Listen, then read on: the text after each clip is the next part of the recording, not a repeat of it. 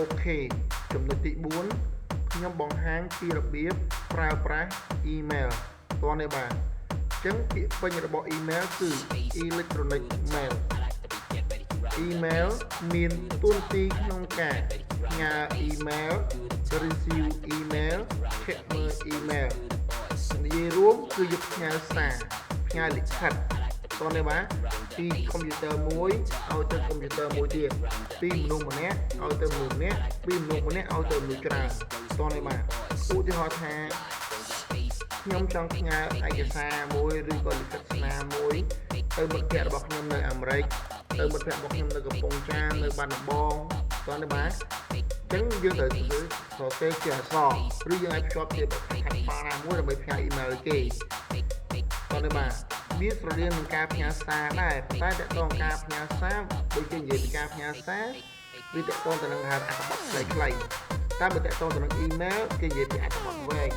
តោះនេះបាទអញ្ចឹងសូមបញ្ជាក់ម្ដងទៀតថាការប្រើប្រាស់ email នេះ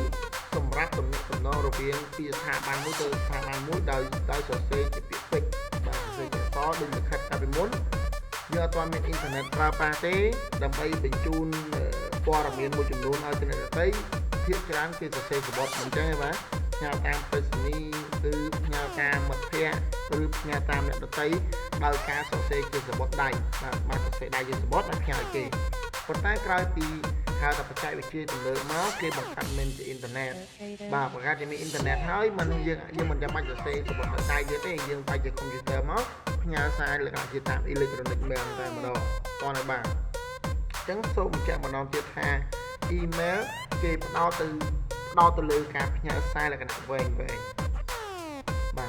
អញ្ចឹងការប្រើប្រាស់ email នេះខ្ញុំបង្ហាញ3ចំណុចទី1គឺយើងធ្វើតាមរយៈ Gmail ទី2យើងធ្វើតាមរយៈ Yahoo ទី3យើងធ្វើតាមរយៈ Hotmail តោះនេះបាទអញ្ចឹង Gmail ក៏ដោយ Yahoo ក៏ដោយ Hotmail ក៏ដោយ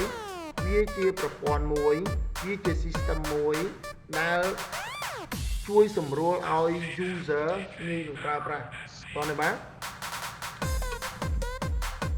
អញ្ចឹងឥឡូវនេះខ្ញុំจะបង្ហាញ Gmail Yahoo និង Hotmail ខ្ញុំមាន Imagine ឥឡូវខ្ញុំបើក browser Mozilla Firefox បាទអញ្ចឹង tab ទី1នេះខ្ញុំจะបើក www.gmail.com ខ្ញុំ enter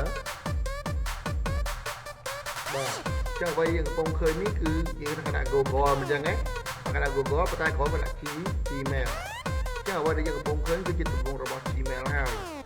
តែចាំបូននេះបើបង្កើត tab ថ្មីមួយទៀតwww.yahoo.com បាទអញ្ចឹងយើងចូលទៅកាន់ website របស់ Yahoo មួយទៀតបានក្រុមតាមទីវិញក្នុងសារការអញ្ចឹងអ្វីយើងកំពុងឃើញនេះគឺជា web page របស់ Yahoo បាទ tab មួយទៀត www.hotmail.com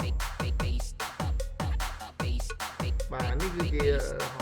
home page របស់ Hotmail តោះនេះបាទអូខេខ្ញុំបង្ហាញពីទម្រង់ខុសគ្នារបស់ website មួយៗអញ្ចឹងមិនថា website ណាដូច website ណាដែរនៅពេលយើងប្រើប្រាស់នៅពេលយើងប្រើប្រាស់ email ក្នុងគោលបំណងទី1គឺយើងគេ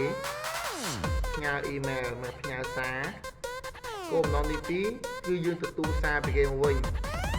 ទី3គឺយើង check មើលសារអ្នកណាដែលបានសេនខ្លះតនេះវិញបាទអូខេអញ្ចឹងឥឡូវនេះខ្ញុំចាប់ដើមធ្វើការ stop ទៅនឹងសិនបើកុំឲ្យវីដេអូវែងcòn lạiនេះខ្ញុំបញ្យល់ថាស្អីគេជា email ស្អីគេជា Gmail ស្អីគេជា Yahoo អញ្ចឹងវីដេអូក្រោយខ្ញុំនឹងលើកយកចំណុចនេះមួយៗមកសិក្សា